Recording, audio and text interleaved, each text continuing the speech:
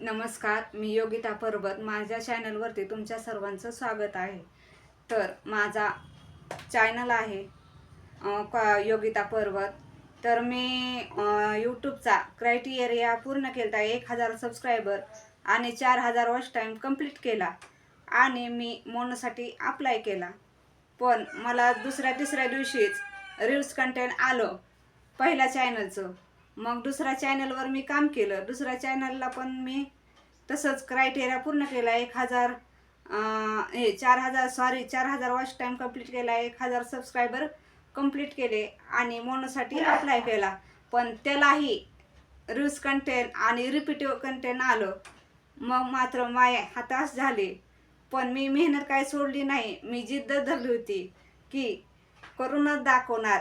आता अपयश आलं म्हणून काय झालं, नंतर जर यश येईल. अपयश यशाची पहिली पायरी आहे. म्हणून मी कंटिन्यू त्या चॅनलवरती काम करत राहिले आणि रील्स कंटेंट आलं. म्हणून मी दादांना किंवा कल्पनाताई असतील, आमचे मिस्टर असतील, ह्यांना विचारलं काय करावं लागेल. आणि यूट्यूबवरती मी व्हिडिओ बघत होते की रील्स कंटेंट आल्यानंतर आपल्या चॅनलवरती कोणती सुधारणा करावी. मग प्रत्येक एखाद्या व्हिडिओमध्ये वेगळं सांगायचे, दुसऱ्या व्हिडिओमध्ये वेगळं सांगायचे. एका व्हिडिओमध्ये सांगायचे जर आपल्या क्रीनकास्ट लाईव्हचा म्हणा, दुसऱ्या ह्याचा जर बॅकग्राऊंड सारखा असेल तरी पण रील्स कंटेंट येतं, किंवा टायटल सेम असलं तरी रील्स कंटेंट येतं, आणि हॅशटॅग थंबनेल वगैरे सुद्धा सेम असलं तरी रील्स कंटेंट येतं. असं मी व्हिडिओ बघायचे. परत काही जण वेगळं सांगायचे, काही जण सांगायचे थंबनेल सारखं आल्यामुळे रील्स कंटेंट आला असेल, काही सांगायचे बॅकग्राऊंडमुळे. मग मी काय केलं, दादाही सांगायचे, दादा म्हणले, आमच्या ग्रुपवरील दादा, पूनमताई, कल्पनाताई म्हणले की एकदा तू चॅनलवर सगळे हॅशटॅग चेंज करून बघ, टायटल सेम टाकू नको, आणि थंबनेल ChatGPTवर बनवून लाव, कारण तुझा स्वतःचा कंटेंट आहे. मग मी असं काम करत राहिले आणि सुधारणा करत राहिले.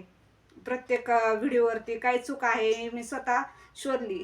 तर मी माझा चॅनल चेक केला रील्स कंटेंट आलेला. तर त्याच्यावरती माझ्या लाईव्हमध्ये फोन आलेला होता. स्क्रीनकास्ट चालू असताना फोन आलेला होता. कारण फोनसुद्धा येऊ नये असा त्याच्यामध्ये अट असते, पॉलिसी असते यूट्यूबची. मग त्या व्हिडिओमध्ये मला फोन आलेला होता ग्रुपमध्ये.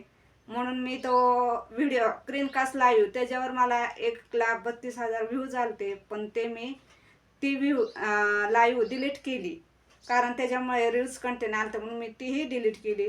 प्रत्येक रील्स कंटेंट असताना शॉर्ट व्हिडिओ होते ते सगळे डिलीट केले रील्स कंटेंटच्या आधीचे, आणि नंतर दुसरे टाकले. तर नवीन शॉर्ट टाकले तर त्याला मी थंबनेल वेगळं, टायटल वेगळं, हॅशटॅग वेगळे टाकले. असं मी सगळं ते शॉर्टचं क्लिअर केलं. परत व्हिडिओला पण तसंच केलं. मी व्हिडिओ बनवले, लॉंग व्हिडिओसुद्धा, आणि त्याच्यावरती थंबनेल लावलं. त्याच्यावरही सुधारणा केली. परत माझी एक चूक झाली, पोस्टमध्ये मी देवांचे ह्याचे शॉर्ट स्क्रीनशॉट काढून टाकले होते. कारण स्क्रीनशॉट टाकल्यामुळे सुद्धा रील्स कंटेंट येतं हे मला माहीत झालं. मग मी तीही सुधारणा केली. परत आमच्या मिस्टरांनी सांगितलं की तू आता व्हिडिओ डिलीट करू नको, आणि प्रत्येक व्हिडिओला हॅशटॅग डिस्क्रिप्शन भरत जा, आणि AIचं नाही म्हणून तिथं नो म्हणून कर, ते सगळं भर म्हणले. मग मी सगळं ओके केलं. आणि मी हे सगळं मला दादांनी, आमच्या ग्रुपवरील सर्वांनी मला सपोर्ट केला. मग मला रिप्लायचं ऑप्शन आलं. मग मी 1 ऑगस्टला रिप्लाय केला, आणि दुसऱ्या दिवस ती वाट बघितली. उत्सुकता असते ना माणसांना, काय येतं काय नाही, म्हणून मग मी तीही बघितलं. उत्सुकता होती ना, काय येते काय नाही. त्यामुळे मी चतुर्थीही निरंकार केली, सोमवार पण निरंकार केलं की माझं म्हणून होऊ दे म्हणून. मग दुसरा दिवस गेला तरी आलं नाही. मला खूप काळजी वाटत होती, धडधड होत होतं. तिसऱ्या दिवशी पण आलं नाही, आणि चौथ्या दिवशी मात्र असंच सकाळी मी काम आवरलं आणि आमच्या काकीच्या इथे गेले. मग त्या पवार काकी त्या होत्या. मग तिथे आम्ही गप्पा मारत बसलो. मग त्या काकी म्हणल्या, तुझं काय आलं का नाही? मी म्हणलं नाही अजून, अरे काय आलंच नाही म्हणलं, ईमेल आलाच नाही म्हणलं. मग मी असंच बसल्या बसल्या मोबाईल बघितला, YT स्टुडिओ ओपन केलं, तर माझ्या मोबाईलवरती ईमेल आला की कॉंग्रॅच्युलेशन्स योगिता कॉमेडी, तुमचा चॅनल मोनो झाला.